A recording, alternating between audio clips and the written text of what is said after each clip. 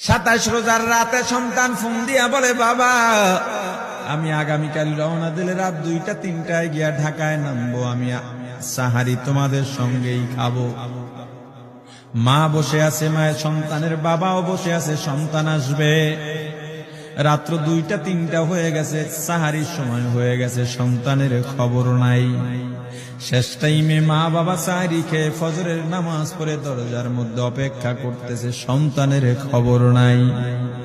8টা, 9টা, 10টা বেজে গেছে, মায়ের মনটা আর ভালো লাগে না।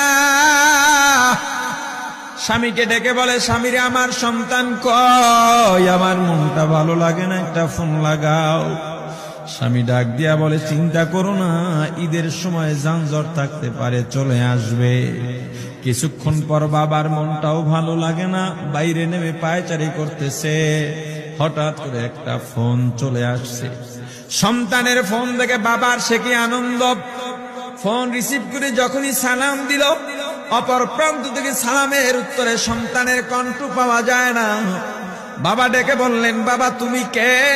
এটা তো আমার সন্তানের কণ্ঠ নয়, তবে মোবাইলটা আমার সন্তানের। ওপার থেকে ডাক দেয়া বলে, আপনি কি এই লোকেই মোবাইলওয়ালার বাবা? বলে, হ্যাঁ।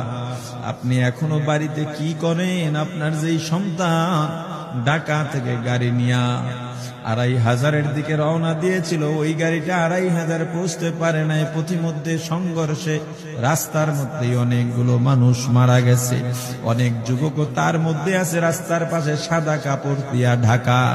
দেখেন আপনার সন্তান এই লাশের মধ্যে আছে কিনা। মোবাইলটা আমি রাস্তার পাশে পড়ে পাইলাম। বাবা পাগলের মতো একটা দৌড় দিছে। মা মনে করছে সন্তান বুঝি কাছাকাছি চলে আসছে। অন্যান্য সন্তানদের ডাক দেয়া বলে, তোরা কে, কোথায়, এদিকে আয়, তোদের ভাই বুঝি কাছাকাছি আসছে। আমার কলিজার টুকরা সন্তান, তোর বাবা যে আগায়